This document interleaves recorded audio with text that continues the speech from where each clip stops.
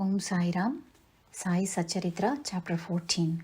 This chapter covers the following: Ratanji Wadia from Nanded, Dakshina Mimansa. In the last chapter, we described how Baba's words and grace cured many incurable diseases. Now we shall describe how Baba blessed Mr. Ratanji Wadia with a child. The life of a saint is naturally sweet inside and outside. His various actions and his natural sayings are also sweet. His life is bliss incarnate. Sai told his devotees stories as a means for them to remember him. He gave them various stories of duty and action, which ultimately led them to true religion. His object may be to help people live happily in this world, but also to ensure that they are always cautious and gain the object of their life, self-realization. We get a human body as a result of merits in our past births, and it is worthwhile, with its aid, to attain devotion and liberation in this life. So we should never be lazy, but should always be on the alert to gain our end and aim of life. If you hear daily the Leelas, that is the stories of Sai, you will always see him. You will remember him all day and all night. When you assimilate Sai in this way, your mind will lose its fickleness, and if you go on in this manner, your mind will finally be merged in pure consciousness. Ratanji from Nanded. Now let us come to the main story of this chapter. In Nanded, in the Nizam state, there lived a mill contractor and trader named Ratanji Shapurji Wadia. He had amassed a large amount of money and had acquired fields and land. He had cattle, horses, conveyances, and was very prosperous. To all outward appearances, he looked very happy and content, but inwardly he was not so. Providential dispensation is such that no one in this world is completely happy and rich, and Ratanji was no exception to this. He was liberal and charitable, gave food and clothing to the poor, and helped everyone in various ways. People took him to be a good and happy man, but Ratanji was miserable as he had no children. Just as Kirtan, that is singing glories of the Lord without devotion, music without rhythmical accompaniments, proficiency in the arts without common sense, and a pilgrimage without repentance are incomplete, so is the house of a man without a child. Ratanji always brooded over this issue and thought, will God ever grant me a son? He thus looked morose and did not relish his food. Day and night, he was enveloped with anxiety about whether he would ever be blessed with a son. He had great regard for Daskanu Maharaj. He saw him and told him about all his issues. Daskanu advised him to go to Shirdi, receive Baba's darshan, fall at his feet and seek his blessings. Ratanji liked the idea and decided to go to Shirdi. After a few days he went to Shirdi, received Baba's darshana and fell at his feet. Then, opening a basket, he took out a beautiful garland of flowers and placed it around Baba's neck and offered him a basket of fruits. With great respect, he then sat near Baba and prayed to him, saying, many persons who find themselves in difficult situation come to you, and you relieve them immediately. Hearing this, I have anxiously sought your feet. Please do not disappoint me. Sai Baba then asked him for dakshina for 5 rupees, which Ratanji intended to give, but added that he had already received 3 rupees and 14 paise from him, and that Ratanji should only pay the balance. Hearing this, Ratanji was rather puzzled. This was the first time he had been to Shirdi, so how had Baba previously received 3 rupees and 14 paise from him? He could not solve the riddle, but he sat at Baba's feet and gave Baba the balance of the dakshina asked for. He explained to Baba why he had come to seek his help and prayed that Baba bless him with a son. Baba was moved, told him not to be worried and that his bad days had ended. He then gave him udi, placed his hand on his head and blessed him, saying that Allah, that is God, would satisfy his heart's desires. Then after taking Baba's leave, Ratanji returned to Nanded and told Daskanu everything that took place at Shirdi. He said that everything went well there and that he had received Baba's darshan and blessings. But there was one thing which he could not understand. Baba said that he had received 3 rupees and 14 paise from him before. He said to Daskanu, this was my first trip to Shirdi, then how could I have given him that sum of money? Daskanu was also puzzled and he pondered over it for a long time. Sometime afterwards it struck Daskanu that Ratanji had received a few days prior to the Shirdi trip a Muslim saint named Mauli Sahib and had spent some money for his reception. Mauli Sahib was a saint well known to the people of Nanded. Before Ratanji decided to go to Shirdi, Mauli Sahib happened to visit Ratanji. Ratanji knew him and loved him, so he gave a small party in his honor. Daskanu got from Ratanji the memo of expenses of this reception, and everybody was wonderstruck to see that the expenses amounted to exactly 3 rupees 14 paise, nothing more, nothing less. They all came to know that the Baba was omniscient, and that though he lived in Shirdi, he knew what happened everywhere. In fact, he knew the past, present, and future, and could identify himself heart and soul with anybody. Ratanji was satisfied with this explanation, and his faith in Baba was confirmed and increased. In due course, he was blessed with a son, and his joy knew no bounds. It is said that he had 12 children in total, out of which only 4 survived. Dakshina Mimansa. Now, we shall close this chapter with a few remarks about Dakshina.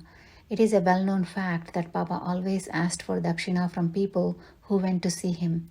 Somebody may ask a question: if Baba was a fakir and perfectly detached from worldly possessions, why should he ask for Dakshina and care for money? We shall consider this question broadly. For a long time, Baba did not accept anything. He stored burnt matchsticks and filled his pockets with them. He never asked for anything from anybody, whether they were devotees or otherwise. If anybody offered him a paise or two, he purchased oil or tobacco. He was fond of tobacco, for he always smoked a bidi or chilim, which is an earthen pipe. Then people thought that they could not see saints empty-handed, and they therefore placed a few coins before Baba. If a paise was placed before him, he used to pocket it, and if it was a 2 paise coin, it was returned immediately. Then after Baba's fame had spread far and wide, people began to flock in numbers, and Baba began to ask for dakshina from them. It is said in the Shruti, that is Veda, that the worship of God is not complete unless a gold coin was offered. If a coin was necessary when worshipping God, why should it not be so when worshipping a saint? Ultimately, the Shastras said that when one goes to see God, a king, a saint, or a guru, he should not go empty-handed. He should offer something. In this connection, we may notice the precepts recommended by the Upanishads. The Brihadaranyaka Upanishad says that the Lord Prajapati advised the gods, men and demons with one letter Da. The gods understood by this letter that they should practice Dhamma, that is self-control, while humans understood that they should practice Dana, that is charity, and the demons understood that they should practice Daya, that is compassion. The teacher in the Taittiriya Upanishad exhorts his pupils to practice charity and other virtues. Regarding charity, he says, give with faith, give with magnanimity, give with modesty, with awe, and with sympathy. In order to teach the devotees the lesson of charity and to remove their attachment to money and thus purify their minds, Baba asked for dakshina from them. But there was this peculiarity. Baba said that he had to give back to the devotee 100 times or more of what he had received. There are many instances in which this was happened. To quote an instance, Mr. Ganpatrao Bodas, the famous actor, says in his Marathi autobiography that when Baba pressed him frequently for dakshina, he emptied his money bag before him. The result of this was, as Mr. Bodas says, that later in his life he never lacked money, as it came to him abundantly. There were also secondary meanings of dakshina. In many cases, Baba did not want any money. To quote 2 instances, Baba asked for 15 rupees as dakshina from Professor G.G. Narke, who replied that he did not even have a single paise on him. Then Baba said, I know you have no money, but you are reading the Yoga Vashista. Give me dakshina from that. Giving dakshina in the case meant deriving lessons from the book and lodging them in the heart where Baba resides. In another case, Baba asked a certain lady, that is Mrs. Arya Tharkad, to give him 6 rupees as dakshina. The lady felt embarrassed as she had nothing to give.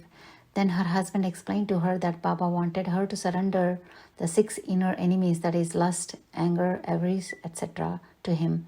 Baba agreed with this explanation. It is to be noted that though Baba collected a lot of money as dakshina, he would distribute the whole amount the same day, and the next morning he would become a poor fakir again. When Baba took his Mahasamadhi after receiving thousands and thousands of rupees as dakshina for about 10 years, he only had a few rupees in his possession. In short, Baba's main object in taking dakshina from his devotees was to teach them the lessons of renunciation and purification. Postscript. Mr. B.V. Dio of Thana retired Mamaltadar and a great devotee of Baba, has written an article on this subject Dakshina in the Sri Sai Leela magazine. In this, he says, among other things, the following.